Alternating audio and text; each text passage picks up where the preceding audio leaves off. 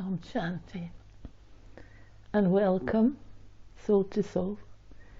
This is Rose from Inner Space in Glasgow, and we're going to talk about wonderful, wonderful people. People are wonderful.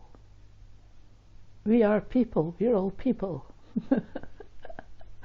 and we're wonderful. So,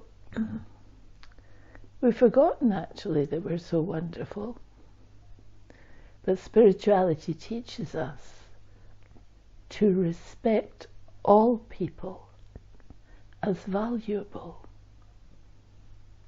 because everyone is a soul.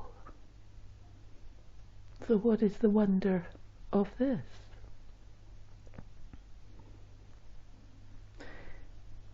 We may have different roles, etc., specialities, but we're all equal as souls.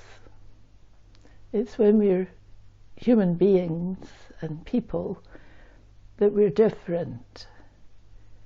Someone's a big chief executive and someone else works in a taxi or a bus or a shop or whatever, or doesn't even looks after a home. So therefore we start to look down on people who don't have a big title. That's because we're people. But as souls, we don't have any titles. We're souls, and we're all equal. So spirituality teaches us to see each other as souls.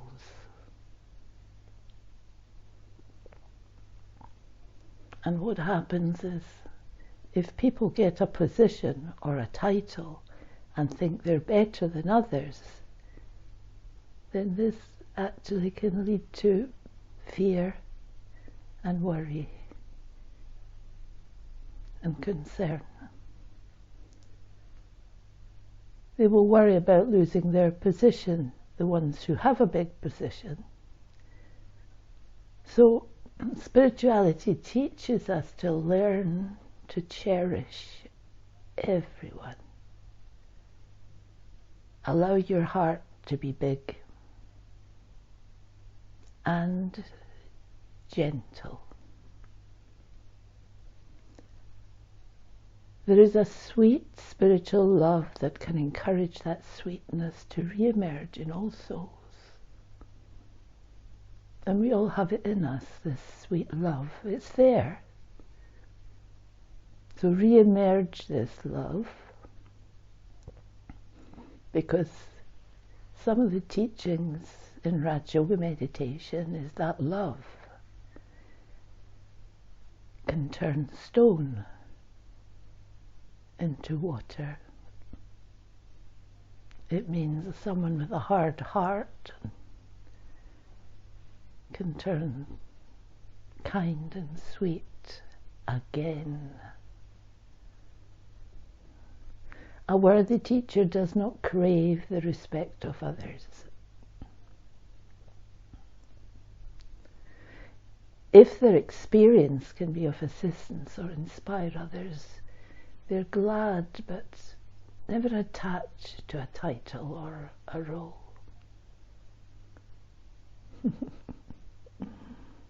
It's easy to over-amplify the greatness of a few people and think that they're extra special. This can make others daunted or even lazy, like, what's the point? What's the point? They like that one better than me. Which is why we practice not going there. Don't go there. In fact, everyone, doesn't matter what they're like actually. Maybe it's not how they're behaving, but inside everyone is a great soul. Everyone is a great soul. All souls have potential. And the best thing any of us can do is keep nudging and pointing and gently directing them to their own wonderful self. Wonderful self. And it's not just saying this, this is truth. This is truth. Keep your self-respect, maintain dignity, but don't put yourself above others. Don't put yourself above others, because it's just not true. It will end up hurting them and you. Okay? Wow. Well, it seems if we could get this lesson, we could have peace on earth. This comparison, it's completely the opposite to what you described as when I understand I'm a soul and everyone is a soul. When this is so beautiful, why do we move away? Why do we forget? I think because we get caught up in the roles that we're in, and we're so used to the habit of being beneath others with great big titles, and they're used to the habit of having the big title and being superior. And it's gone on for a long, long time, and we think it's now normal. We think it's natural that some people can actually boss you about and discourage you and treat you badly. We think this is just the way of life, and it can make people lose heart and be despondent and feel worthless. And it is not true. It is not true. But it appears true. It's so apparently truthful that it's very difficult for people to start to take on board that it is not true, that they are wonderful. But when you start to practice meditation and look at wonder, look at how it actually works, you know that it is true. So when you speak with that feeling of wonder, of truth, there's a chance it will touch some people to begin believing in themselves, which is what Raj Yoga is teaching, to become the best of yourself that you can be. And you cannot become the best unless you have some information that you can trust.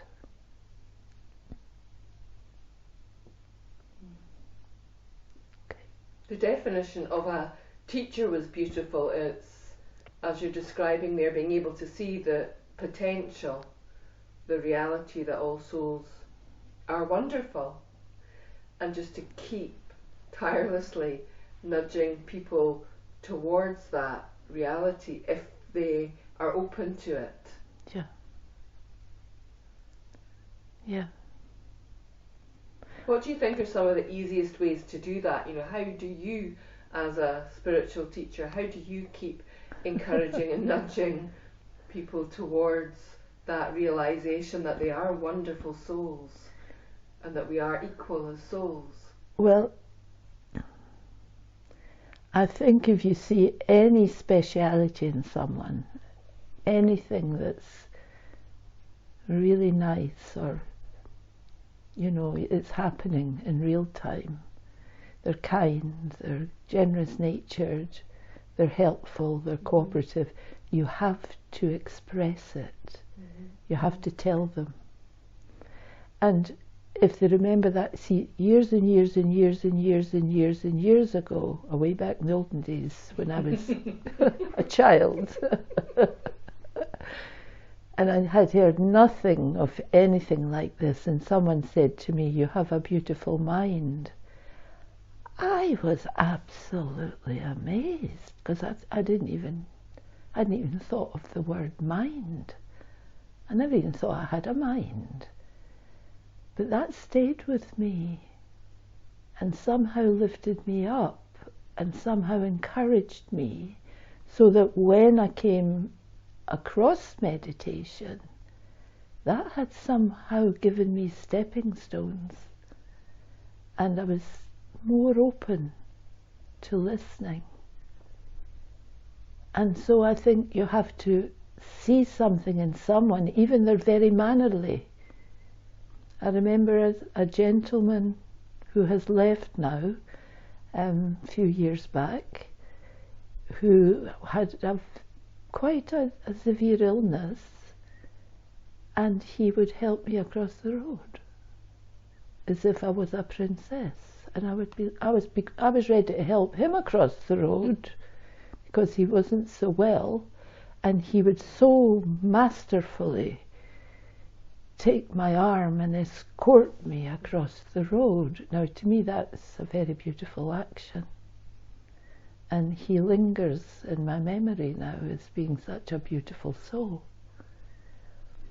So, to see something really lovely in someone, you're giving them the first steps towards them starting to appreciate themselves. Yeah. I suppose if it's sincere, then it's like an arrow. It really will touch their heart. Yeah. Because how many people say that to someone, we're all too and busy. many people escort them across the road when they themselves can hardly walk. How many people say you have a beautiful mind? How many people see that you're very generous-hearted? So it's our job, if we can see that, to say it, and they'll remember it forever. Yeah. And in this section you were mentioning something about, it's almost like we hype this age of fame, we kind of hype certain people up to be almost superheroes, superhuman, and then it can make others feel daunted, and it's just impossible for them to come even close in terms of their life experience to those people that we put on pedestals. So what's this kind of balance? We need to respect people for their achievements, for their speciality, but not build it up too much that it then becomes almost a worship, a block, and a worship. Worship. Because no human being's worthy of worship. No human. Actually, a lot of people might not like to hear that, but no human is worthy of worship. The only one that's worthy of worship are, there are special souls that get worshipped, heads of religion and things, and there's God, and there's deity souls. But apart from that, in today's world, there's very few people worthy of worship. Even the people who are holy men nowadays and gurus, they're not really worthy of worship because they become sick, and they don't actually, they play their role, and they give people blessings. I suppose that's what makes people want to go to them. They make them feel better. They tell them nice things. So they're playing a role, but they're not really actually worthy of worship. They're just good souls, very good souls. I suppose at the end of the day I have to see the wonder in myself. Yes. People can maybe point me there, but you've got to, develop it for yourself. That's a good thing to say, You have to develop it for yourself. And then not to put yourself above others. That's one to watch for too, isn't it? Because when things are going well, or maybe I do get a little position, or I feel good about myself, and things seem to be going swimmingly, and it's like I have a mini pedestal, to be careful there as well. How do you maintain your sense of being grounded and equal to others, even if you do get a role that's a bit elevated in some situation. Well, the more elevated you start to become, because you will become more elevated in your habits and your understanding, then the more you should be lifting others up, because you know yourself you're not perfect. Yeah. So you're not sort of above them really, but you're there as a help. Your role as a helper. Your role is that of a helper to lift them up to where you are, if you could, if they would. You know. If you, that's the key, is to keep being a server, really. Yeah, to keep being a server. Yeah. You know you yourself are not a wonder. You have your moments. And so you're not, you know, it's like, it would almost be embarrassing if people started to sort of treat you as if you were amazing. And it keeps you grounded as well. That, you know, I'm doing my job here, but I'm doing it with a sincere heart. So, not to get carried away.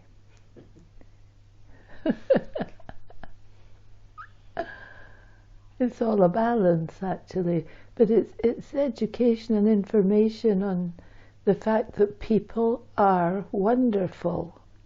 Everybody's entitled to being given that consideration and, you know, value. Everyone's worth a value. And we do get so trapped in the roles. Yeah. I find one method that you've mentioned in the past is, you know, to remember that every soul was once in a tiny body. You know, we all start off as babies, and in that state we're all absolutely, you know, we're not scary. We're wonderful. We're wonderful. But then we grow up, the roles take over, the labels take over, and we forget that within that big costume there is simply tiny, wonderful soul. Yeah. So when you said things like cherish everyone, it can seem like, how can you do that? I know. And you meet a big toughie or something. I know. They say, some of the laws of energy say, it's all to do with energy, that even if a big, I hope this never happens, that I'm totally challenged with this, but they do say, by the laws of energy, even if a really tough, wild person comes in front of you, but if you can remember to look in the centre of their forehead, see them as a soul and see that they have so much value and they're actually wonderful, that they'll have to stop in their tough attitude towards you and actually be different. So it's one worth holding on to as the world gets a bit tougher, that if ever you get a chance to try it, if it's your last resort, try it.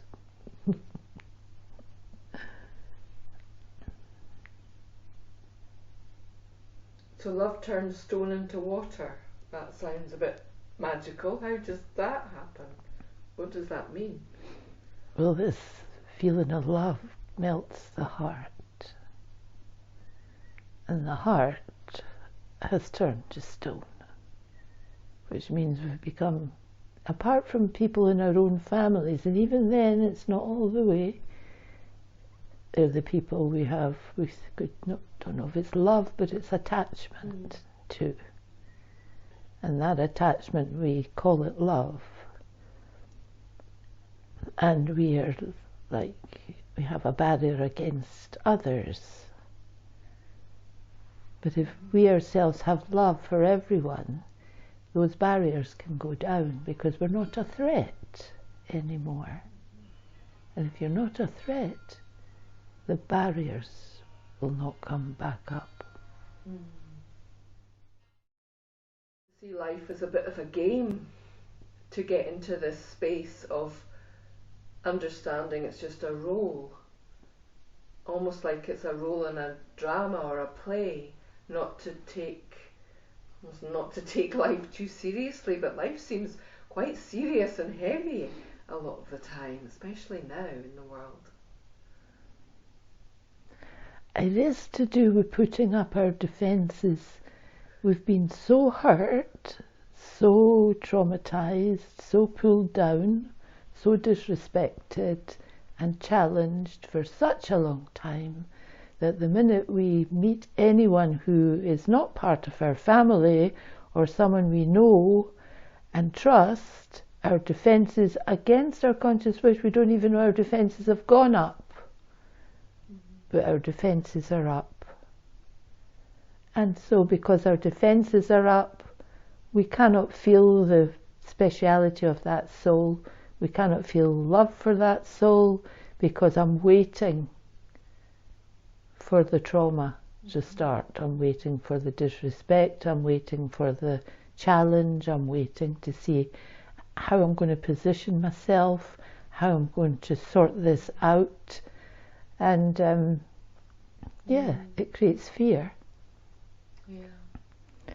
So when I myself position myself in a way that I'm not going to have defenses against someone, and that takes meditation, because I can sit in meditation and know who's going to be awkward in my day.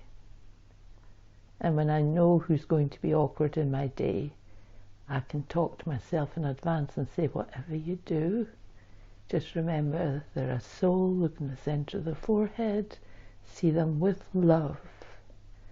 And even if they continue to have defences and try and prompt me and challenge me, I could, if I really am lucky and can manage to hold that energy, to keep my defences away and not, rise to the bait, if you like. And some of the love might go through. And it might not even be obvious.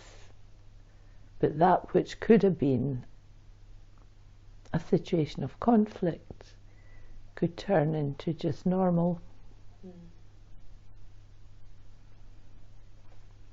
It's kind of like you're opting out of that game of attack, defend, defend. Yeah. It's like you're going above the whole scene and putting a stop to it all and saying, not going there. Not going there. I'm not going there. You can go there if you like, but I'm not going there. Yeah. It's beautiful. Yeah.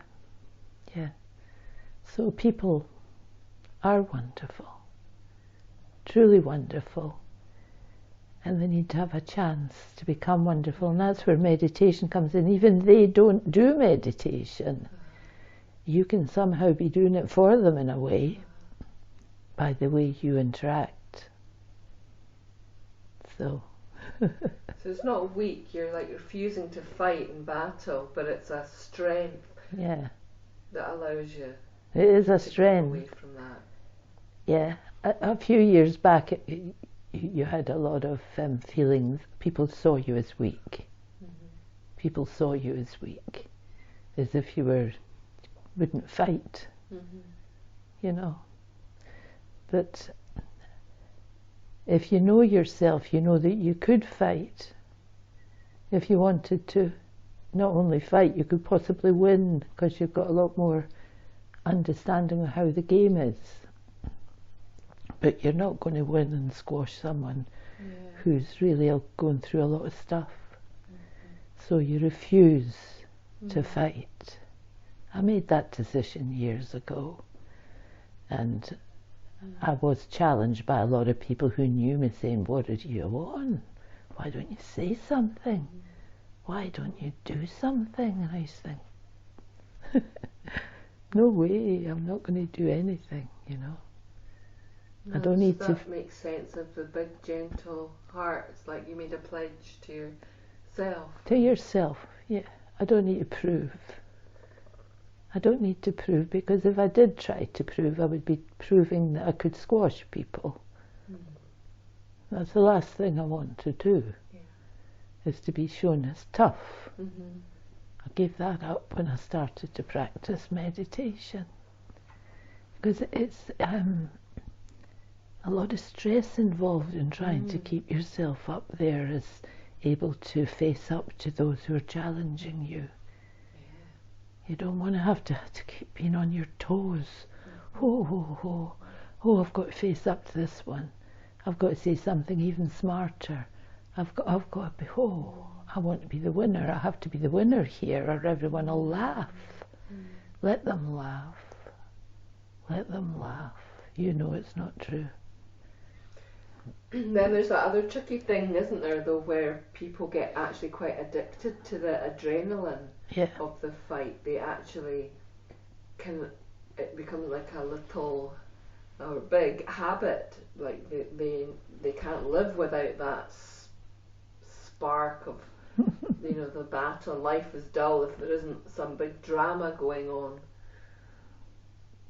Is it just lack of wisdom because they don't see how much that's hurting themselves? Well, when you go into the other mode, which we are talking about, the happiness has intoxication. It's more powerful than adrenaline. You have the intoxication that for yourself you had victory there. You did it. You didn't get pulled into this battle of energy.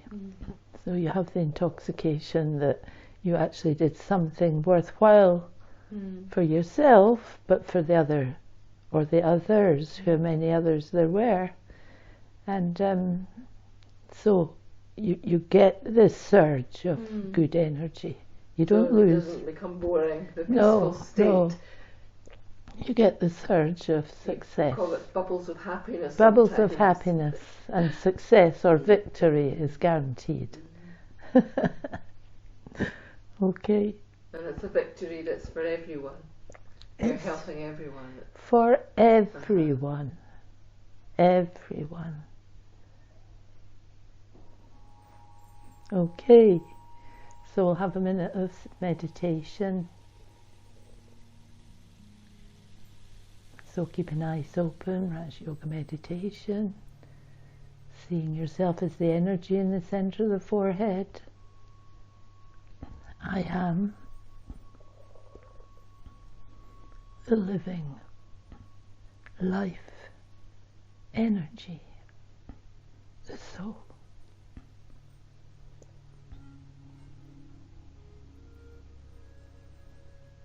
My original nature is peace. I practice being a peaceful soul.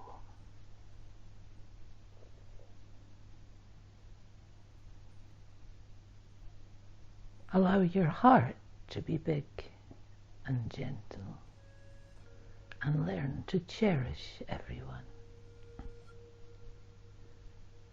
Because in fact everyone is a great soul.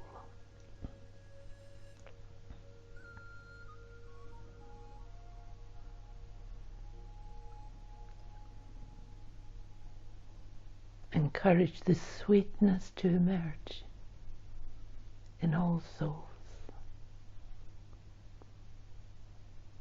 Never be attached to a title or a role.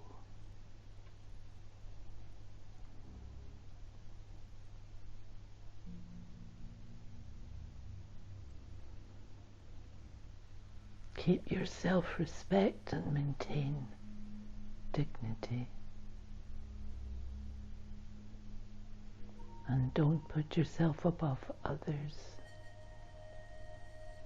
I am a soul, and everyone is my brother soul. And the original nature of all souls is peace. Peace is your greatest power.